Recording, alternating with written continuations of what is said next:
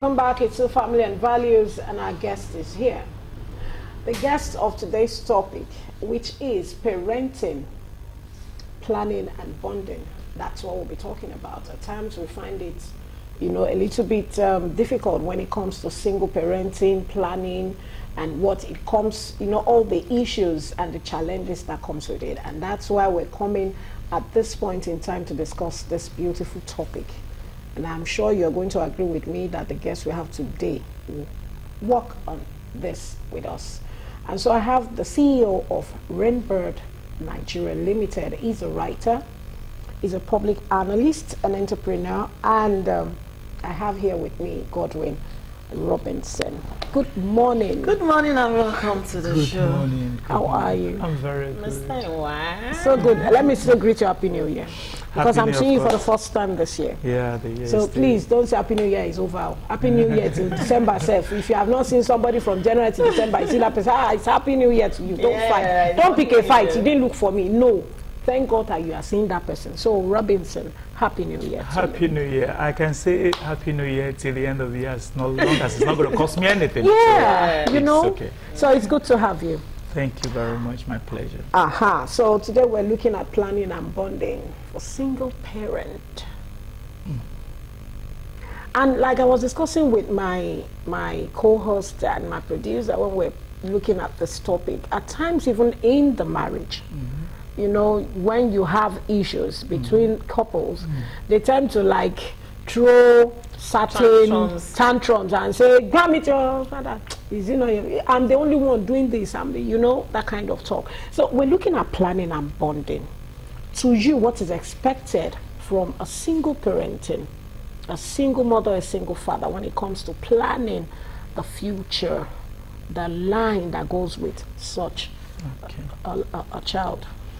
The family topic is actually something that is very dear to me. Growing up, I watched my parents go through a lot of upheaval and all that.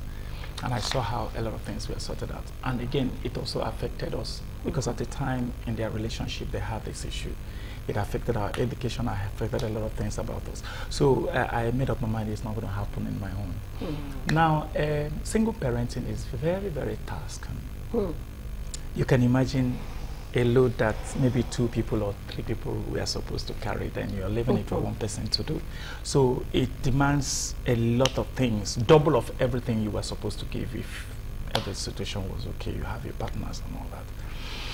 So on the area of, do I start with planning or do I start with bonding? Take your pick. Okay. On the area of bonding, I do not think that a lot of people actually chose to become single parents. A greater percentage of the people that are single parents out there, it was circumstantial. Yeah. Either they lost their partner, they found themselves with their children, or the relationship could not survive, and then you found yourself with your children.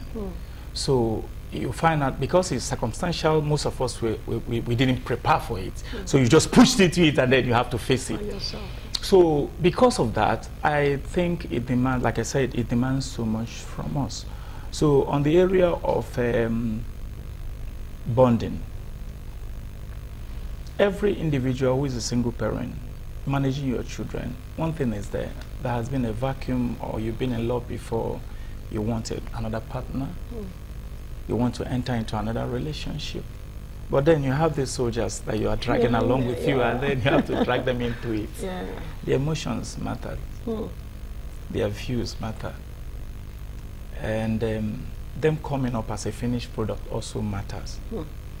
So it demands that you have to be very careful before you move into this relationship with these children.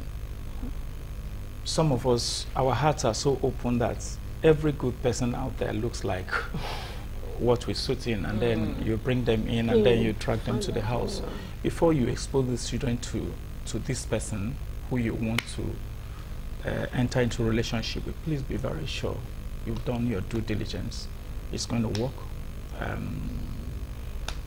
You're headed to the same direction, and this person also has accepted the situation of accepting you with the children. Because that's where the problem comes.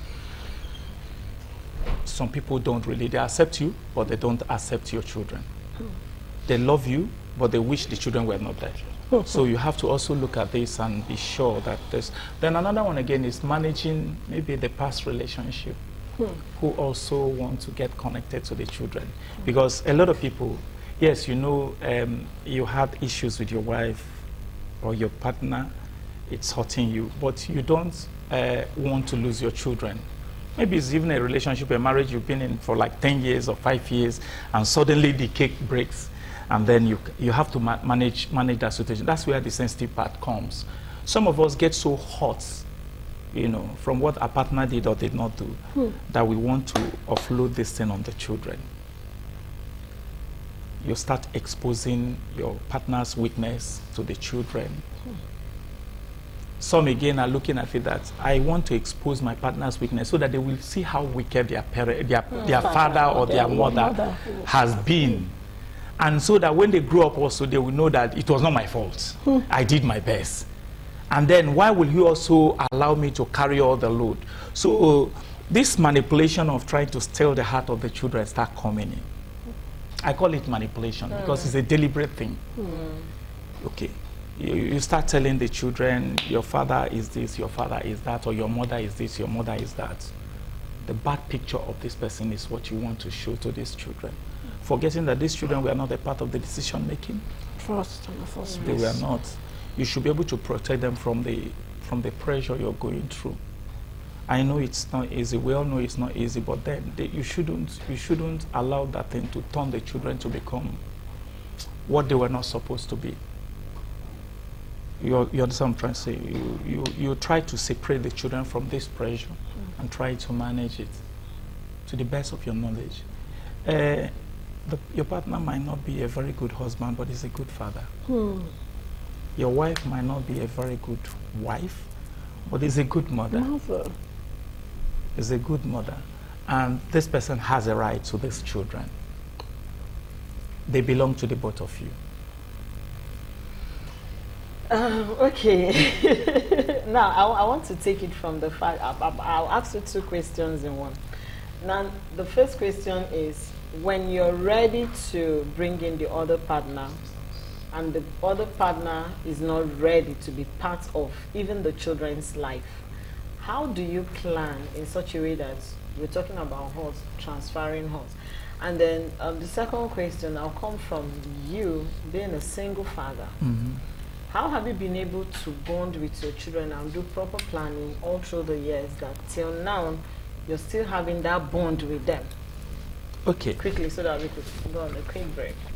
Okay, the first part of your question is what again? Sorry, come again. I'm talking about partners who are not willing to be Okay, part of, okay. even when you've done everything to bring them. Okay. You see, there is this temptation, I call it temptation. Once the former relationship is broken, you want to enter into another relationship. Because, you mean, there's a void That need to be filled. that needs to be filled. You wake up before you have somebody by your side, but suddenly the person is It's no no more longer there. there. You go through pressure at work, you come back, you want to share with your partner, you want to tell your partner how it was going, and then it's not there. That's what I said. The temptation of trying to replace that void immediately should be avoided. First of all, I think you should first of all get healed from whatever it was you're going through. Get healed first of all. Because if you don't get healed, how will we be able to see and know, and read the situation properly? Because you see, in marriage or bringing in your partner, some people are out there, what they actually want is your companion. They don't want to live with you. They love some certain things about your body, maybe your intellect and all that. That's why they want to come and they will go. They don't want to stay. So you have to actually protect yourself in such a way that you'll be able to protect this. This person wants my company, but so why don't you just wait until you see the person that is ready to spend his or her time with you. So you shouldn't be in haste. It's not only about you, like I just told you now. The children are so involved.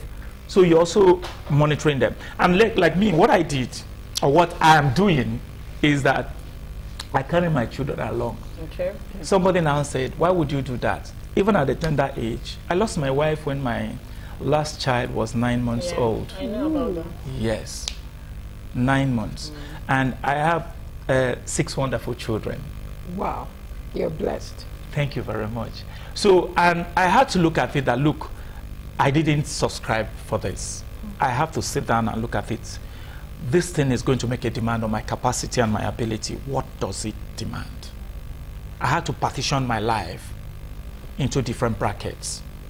That's what it demands. This is where I have to be part-time, part-time, part-time. And then the children also were. So I don't think somebody should be in haste to rush off and enter into another relationship. That's where the problem comes. You bring in a stranger that loves you but doesn't love your children.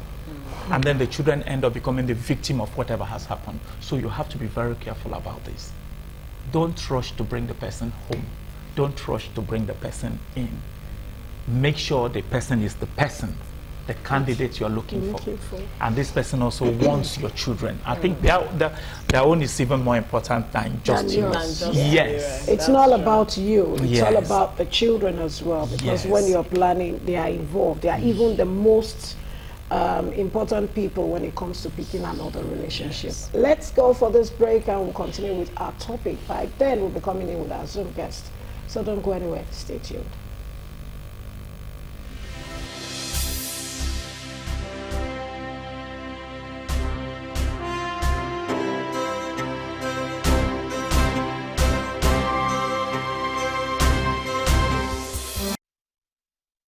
Okay, welcome back. It's still Family and Values, and our Zoom guest is ready, all seated with us to connect with us. Omolayo, how are you? We've been talking about planning and bonding in parenting as a single parent. Omolayo, are you there? Yes, good morning, ma'am. The name of our guest is Omolayo Oyawoyi. She is the CEO of Light Hearts Consulting and a psychological counselor and a behavioral analyst and a teacher. Okay, technician, sorry. So, Omolayo, how are you this morning? I am good. I hope you're good, Zuma. It's so good to have you. I hope you can hear me. Okay, so Omolayo, we are talking about parenting and bonding. When it comes to, just like our studio guest has been talking about what it takes for one to go into another relationship, you need to be patient, you need to consider the children. Now, let's look at where those children, the family the children are coming from. You understand? And now they are with their mom as a single mother or with their dad as a single mother. How do you think how do I put it now? The parent, the mother or the father who is having them, how do you think he or she should present them with their first family, as in their father or their mother's family that is not there with them? How do you think they need to work and bond with this family? Because there is no way you take children from their father, and now as a single mother, you are not allowing those children to have access to the father's family, or you understand what I'm trying to say. So how do you think the bonding should come in from this mother or from this man who is taking care of the children? Okay. Thank you very much. I mean, this is an interesting topic, and it's great that we are talking about it. It's a huge need, and the more the information out there, the better for both single parents and children living with single parents, the better they get. Now, to your question, you see, everybody is from a source, and that source is a combination of two, a father and a mother, right? If one is missing, or I mean, for whatever reason, it doesn't invalidate the source that missing father or mother is from.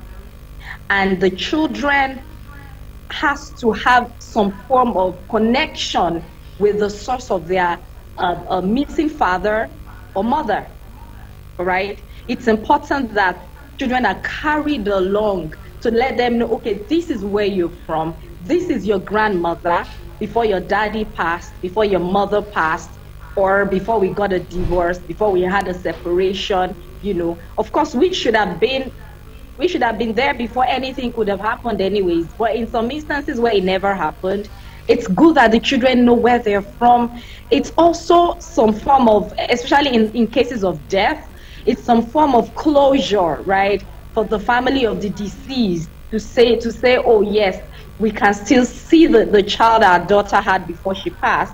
We can still see the son our son had before he passed. Except in some cases where there is toxicity. And this is very important. When the father, or the single father, or the single, I hope I'm audible. I hope you can hear me in the studio, please.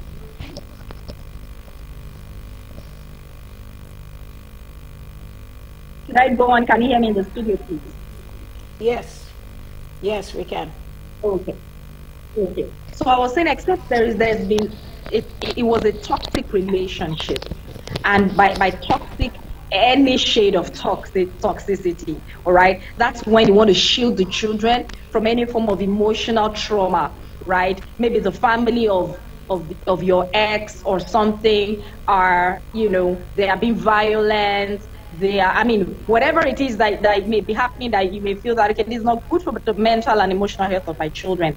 Yes, then there has to be a moderation, okay? But I don't think that single parents should deliberately cut their children off from the family of their exes. Let me use that word, all right? So that you can, I mean, I told someone recently how that when you sow a seed of hatred in a child, that child does not only hate the person that is the target of that hatred, they hate everything that person represents, including, so for instance, if you're a single mother and you want to cut your child off their father, you want to cut your child off his family, maybe because they did some very nasty things and all of that, and you keep sowing the seed of hatred, telling your child how horrible these people were and all of that. Yes, you want to protect the child, but that child does not only hate his or her dad or his family, he or she hates everything that stands as an authority figure. So when this child grows up to become an adult, if you find it difficult to submit to authority, you find it difficult to submit to men, you find it, I mean, do you understand what I'm saying? So you don't sow a seed of hatred for anyone, because it doesn't stop there. It spreads. It begins to affect them as they grow up. They begin to struggle with social skills, social interpersonal relationships. So there is also a wisdom by which you can shield your children without necessarily sowing a seed of hatred, a seed of discord, and making them feel that this woman was a horrible woman. All right? Let them know. This is how I say to my clients who are adults, whose parents had issues while they were children. I'll tell them your parents were adults, are adults, and their decisions was not your fault. Adults make mistakes all the time. So you don't have to tell your child, oh, your dad was this, was that, your father was, your mother was this. Let them know we all make mistakes. Your father made a mistake, and that's why we are here.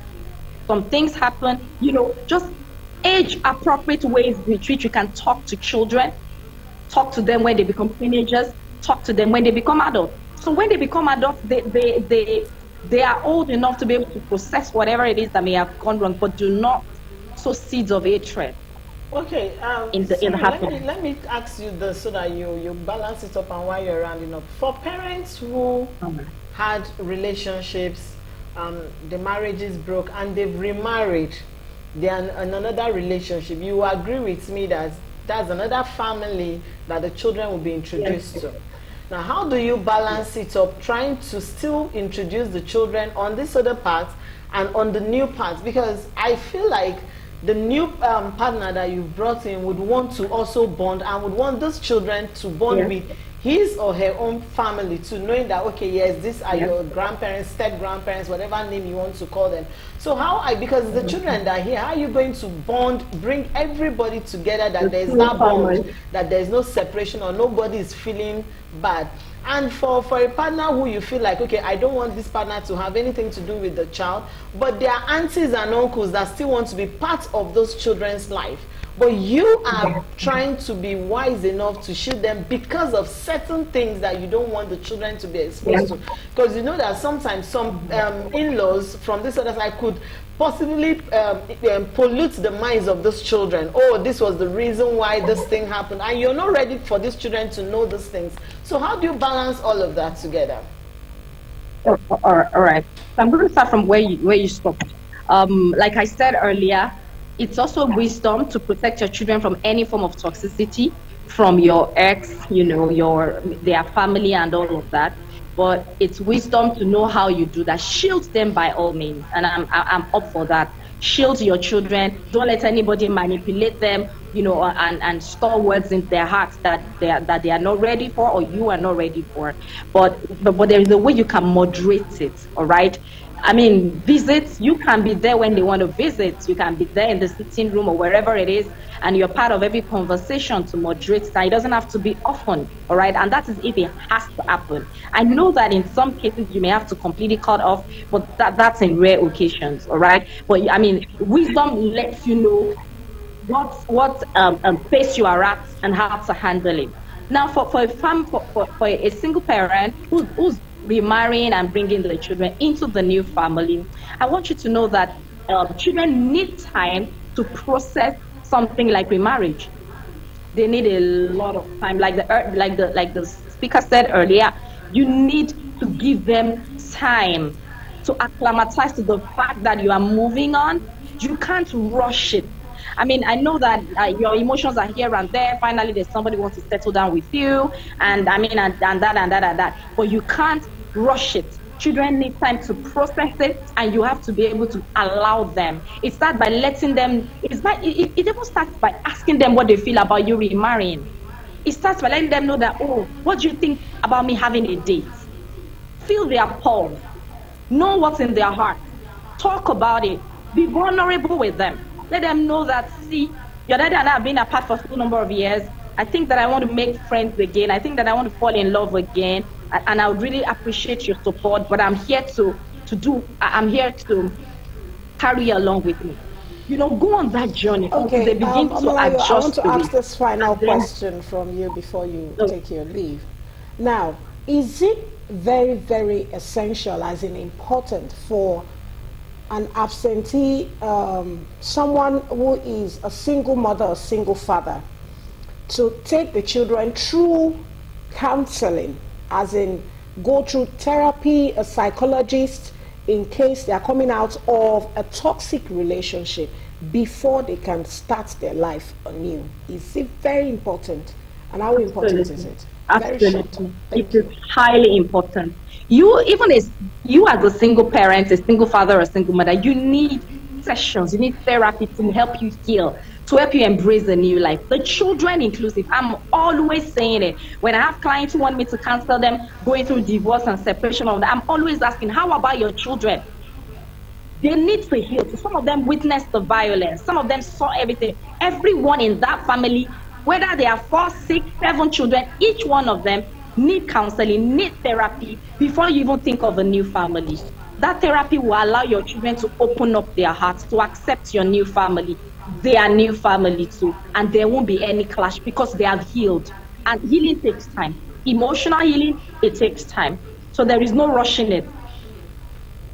Thank you very much, Omolayo. Thank you so Omolayo much. is the CEO of Light Hearts Consulting, a psychological counselor, behavior and knowledge technician. A big thank you to you. It's so good to have you, and wish to see you soon again. Thank you very much. Thank you.